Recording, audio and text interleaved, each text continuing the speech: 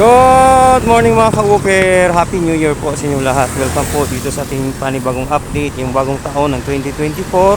Sana po ay nasa mabuti kayong kalagayan sama ng inyong buong pamilya mga ka-wooker. So ngayon po is nandito tayo sa may sa may bypass road, Bangkal Ulas, no? Dito sa banda sa may Hope Mountain. So sisilipin natin itong area mga ka-wooker, no? Kasi bagong lang to bagong na-develop nila, no, last year. So ngayon tayo bumalik, no, binalikan natin ngayon. So nakikita nyo naman yung dating medyo masikip na area mga ka-wooker. Ayan, no, medyo lumawak na siya ngayon. So nakikita nyo naman yung mga ka-wooker, no, yung development dito sa area. So medyo pinalapad nila, no, kasi napakasikip dito dati.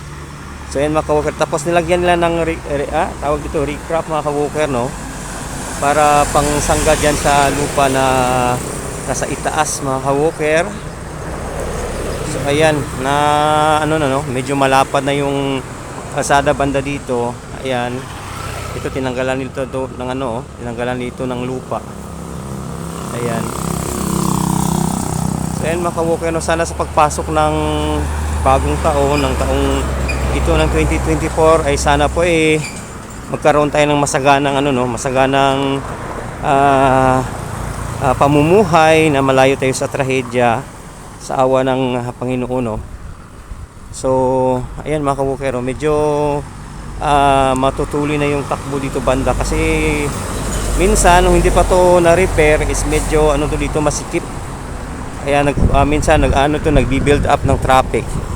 So yan namang pasada pataas is yung papasok ng ang Hope Mountain mga ka-wooker. So napaka na ng kalsada dito. May mga bago na ring naka-install ng mga poste. Yan, sa poste. So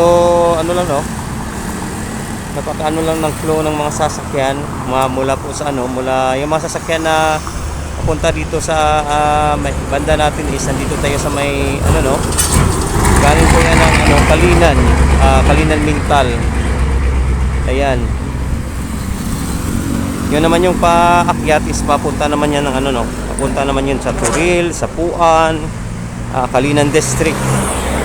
So ito yung itsura dito mga ka-wooker, na medyo malapad na yung kalsada. So hindi pa siya tapos, ongoing pa rin yung construction niya.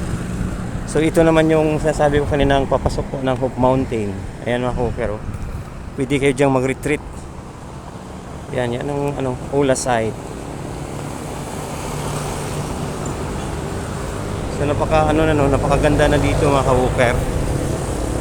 Kung makikita nyo, dati hindi pa to develop, medyo pa tong kalsada dito, medyo mahirap pa siyang pasukin kasi nga medyo maputik at saka mabato. Pero ngayon po is maganda na siya, no. So yan, yan yung development dito sa area. Ayan.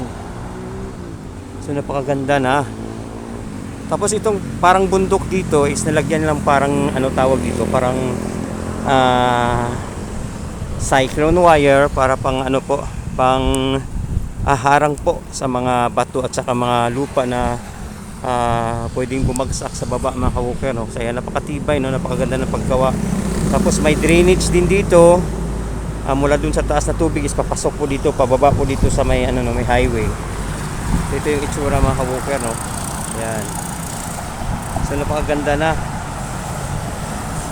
Ayan mga ka-wooker.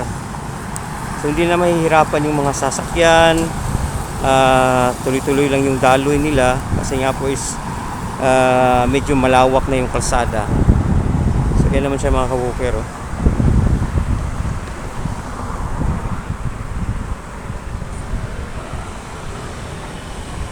Tapos doon banda mga ka-wooker is may may medyo may bundok pa, no, dito banda sa may downtown area na kasi bahagi na to ng downtown area kasi nga po is pag tawid mo mula dito sa may bypass road is Bangkal na siya. So downtown area na siya mga ka-wooker, no. So napaka dito, napaka maliwalas at saka napakalamig ng hangin, napakasarap ng hangin kasi talagang na-reserve nila yung area, no. Hindi nila pinaputol yung mga kasi sa ibang lugar naman is yung open talaga sila sa development. Kahit na mga bundok-bundok is inaano nila para pagtayuan po ng mga pagbigay daan sa mga itinatayo pong mga gusali.